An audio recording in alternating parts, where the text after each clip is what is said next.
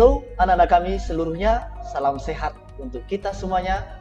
Salam SFD, semangat fraternitas Dina. Berjumpa kembali bersama saya Bapak Berton Silalahi. Bapak akan menjelaskan materi yang kedua, yaitu gaya dan hukum Newton.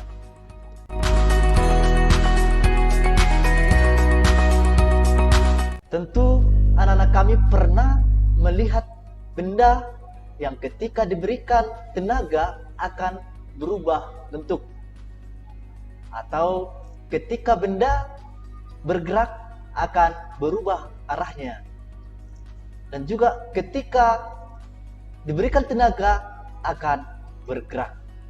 Nah, ini semuanya karena disebabkan oleh pengaruh gaya.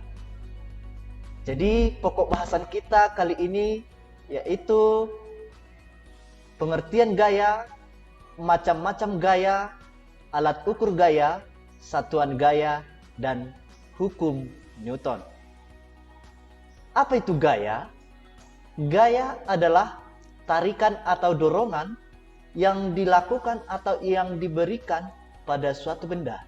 Bisa kamu lihat pada gambar, dua orang anak sedang mendorong lemari supaya dapat berpindah. Nah, untuk dapat memindahkan lemari ini, maka diperlukan namanya gaya. Macam-macam gaya dapat dibedakan menjadi gaya sentuh dan gaya tak sentuh. Gaya sentuh adalah gaya yang membutuhkan kontak langsung dengan benda yang dikenai. Contohnya, gaya otot dan gaya gesek. Gaya tak sentuh adalah gaya yang tidak membutuhkan kontak langsung dengan benda yang dikenai. Contohnya adalah gaya magnet dan gaya gravitasi. Bisa dilihat gambar di layarmu, contoh gaya sentuh, yaitu seorang anak sedang memanah dan juga seseorang sedang mendorong meja. Kemudian gaya tak sentuh, bisa dilihat akibat pengaruh gravitasi, artinya tidak melakukan sentuhan, itu juga termasuk salah satu contoh gaya tak sentuh, yaitu gaya gravitasi. Kemudian alat ukur gaya adalah dinamometer. Bisa dilihat gambarnya seperti apa gambar dinamometer, bisa dilihat. Nah, satuan dari gaya adalah Newton, atau disingkat dengan huruf N, huruf kapital atau huruf besar. Satuan lainnya yaitu Dine. Nah, ini saling berkaitan ya. Satuan ini saling berkaitan satu sama lain. Kalau Newton itu secara MKS, kalau dia Dine atau Dine itu secara CGS. Nah, apa itu MKS dan CGS? Itu sudah dipelajari di kelas 7 ya, mengenai besaran pokok dan besaran turunan. Nah, gaya dan gerak. Apa itu gaya? Gaya adalah kekuatan yang mengakibatkan benda yang dikenai dapat mengalami gerak atau bergerak. Ini memiliki kecepatan. Kemudian perubahan kedudukan ya. Kemudian perubahan bentuk. Dan juga perubahan arah ya. Kemudian yang kedua adalah gaya sesuatu yang abstrak karena dapat dirasakan oleh indera berupa akibat yang ditimbulkan oleh gaya tersebut.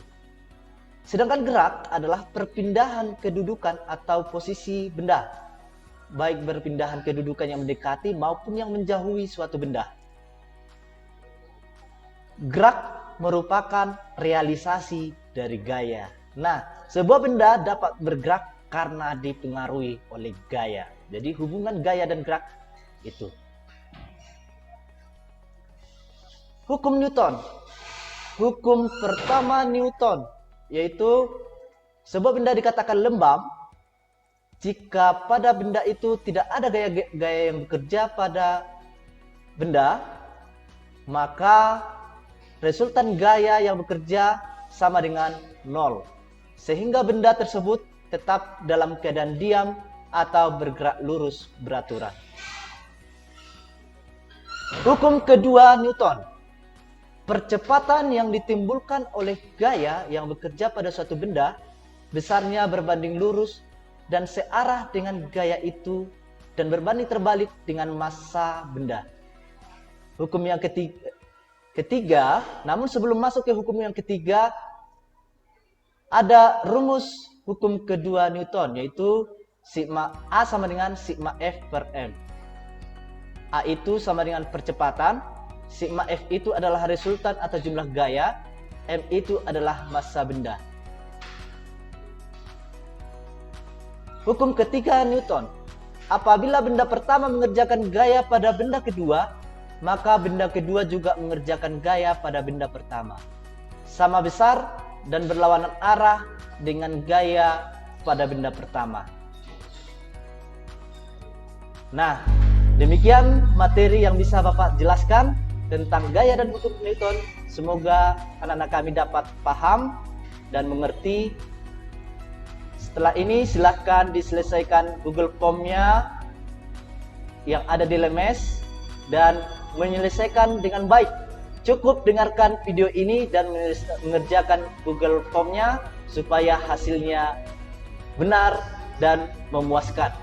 Ya, harapannya anak-anak kami mendengarkan video ini dengan sungguh-sungguh supaya Google Form-nya bisa dikerjakan dan kamu memperoleh nilai yang sempurna. Terima kasih. Salam SFD.